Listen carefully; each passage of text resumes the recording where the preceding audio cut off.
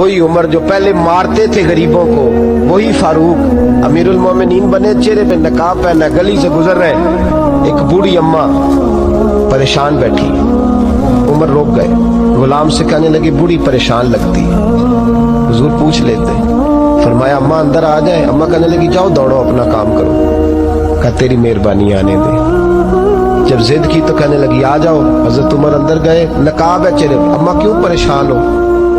کہنے لگی عمر سے بڑی شکایت، کیا ہوا؟ کہنے لگی بوڑھی بھی ہوں، بیوہ بھی ہوں، بے اولاد بھی ہوں، 25 دینار کا قرضہ چڑھ گیا، 3 دن ہو گئے روٹی نہیں کھائی، عمر امیر المومنین ہے، اس نے میرا حال ہی نہیں پوچھا۔ حضرت عمر کہنے لگے اماں عمر کو کیا پتا تو اس حال میں ہے؟ تو مدینے کی وہ بوڑھی عورت بھی جانتی تھی کہ جمہوریت کیا ہوتی ہے، جمہوریت کیا ہوتی ہے۔ اماں عمر کو کیا پتا کہ تو اس حال میں ہے؟ تو وہ اماں بولی، کہنے لگی کیا کہا تم نے؟ عمر کو پتا نہیں؟ تو عمر کو جا کے میرا پیغام دے دو کہ حکومت چھوڑ دے، اس کے حوالے کرے جو غریبوں کا پتہ رکھ سکتا ہے، نہ ادھر ادھر کی تو بات کر، یہ بتا کہ قافلہ کیوں لٹا؟ مجھے رہزنوں سے غرض نہیں، تیری رہبری کا سوال ہے۔ تو بہانہ کر کے سائیڈ پہ ہو گیا، بول، تو پتہ رکھ نہیں سکتا تو کیوں حکومت کرتا ہے؟ آپ کے غلام کہتے عمر دوڑ لگا کے باہر نکلے،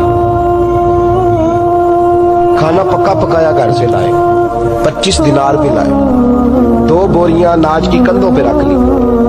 غلام کہنے لگا حضور مجھے دے دے، فرمایا وعدہ کر قیامت کے دن بھی میرا بوجھ اٹھائے گا؟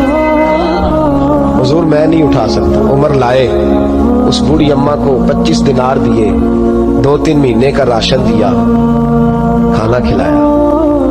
یہاں تو جس کا 200-400 ووٹ ہو اسے ہے کوئی سردار چودھری پوچھ لے، غریبوں کو کون پوچھتا ہے؟ لیکن جب میلاد کا انقلاب آتا ہے پھر غریبوں کی عزت بڑھتی ہے۔ حضرت عمر اماں کے پیروں میں بیٹھ گئے، کہنے لگے اماں چل عمر کو میری خاطر معاف کر دے۔